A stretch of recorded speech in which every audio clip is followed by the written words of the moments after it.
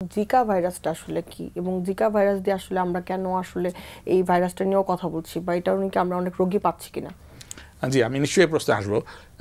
একটা প্রিলুড আগের প্রশ্নে একটু জিজ্ঞেস করা হয়, ধরেন যে ধূমপান করে তাকে কিন্তু ডাক্তারেরা বলেন, কিন্তু আমরা নিশ্চিত যে ও হয়তো ধূমপানটা ছাড়বে না, তখন আমরা লিখে দেই যে smoking or health choice is yours.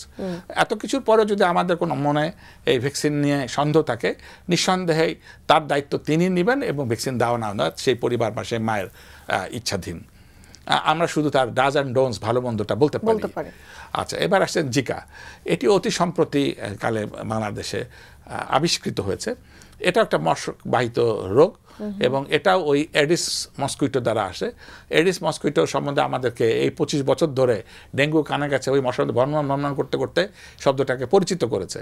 আমরা জেনে গেছি এই ধরেন টায়ারের ভেতরে, ডাবের খোলসের ভেতরে স্ট্যাগন্যান্ট পানি যেখানে থাকে, জলবদ্ধ পানি থাকে, সেখানে এগুলি হয়, এটা আমরা জেনে গেছি। তো আমরা আগে আমাদের ধারণা ছিল যে ডেঙ্গু এই মশক দ্বারা হতে পারে। তারপর কিছুদিন পরে আমরা দেখলাম যে চিকুনগুনিয়া আসলো এবং এটাও দেখলাম মশক দ্বারা হতে পারে। এবার এসছে জিকা দ্বারা। এই জিকা আমার পড়ার সময় একটা স্মৃতি মনে পড়লো, আমাদের যখন এই ছাত্র যখন ছিলাম তখন জিকা যখন আমাদের সিলেবাসে পড়ানো আসলো, তো আমাদের রাজবাড়ির প্রফেসর বললো যে আমি তো জীবনে কখনো জিকা দেখি নাই, তোমরা বোধহয় দেখবা না, তাহলে থাক আজকে আমরা গল্পই করি। তো সেদিন আমরা জিকা পড়িই নাই, কিন্তু আজকে এতদিন পরে আমার মনে পড়লো যে না, সত্যি বাংলাদেশে জিকা চলে এসছে। এখন কেন কিভাবে এসছে? আমরা আগে বলেছি যে মশক দ্বারা আসে, তাহলে এই আমাদের বিশ্বায়নের যুগ, আমরা হয়তো বন্য দেশে গেছি, সেখানে মশক কামড়াচ্ছে, সেখান থেকে আবার আমরা এসেছি, অথবা তারা এসছে তাদের শরীরে মশক বহন করে এসছে।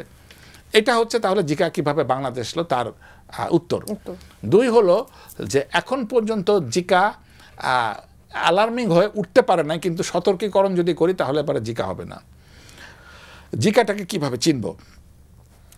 জিকার লক্ষণ অনেকটা ডেঙ্গু এবং চিকুনগুনিয়ার মাঝামাঝি।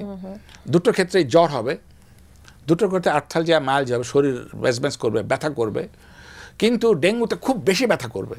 ডেঙ্গুতে বলা আছে যে একটা বস্তার ভিতরে ঢুকিয়ে যদি মারা হয় তাহলে পরে সেটা হবে।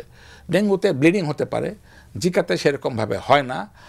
আর জিকা খুব অ্যাকিউট, যখন হয় তখন খুব কষ্ট দেয়। চিকুনগুনিয়াটা দীর্ঘমেয়াদী। আর জিকার ক্ষেত্রে এরকম কোনো মানে লং টার্মের আমরা সিমটম দেখি না।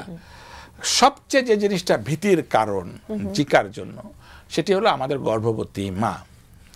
যদি কোনো গর্ভবতী মা আল্লাহ না করেন যদি জিকা আক্রান্ত হয়ে যান, তাহলে পারে তার যে শিশুটি জন্ম হবে তার এনকেফালোপ্যাথি হতে পারে, মাইক্রো এনকেফালোপ্যাথি, অর্থাৎ মানুষের যে শিশুটার মাথা খুব ছোট হবে। কি একটা ভয়ঙ্কর একটা ব্যাপার।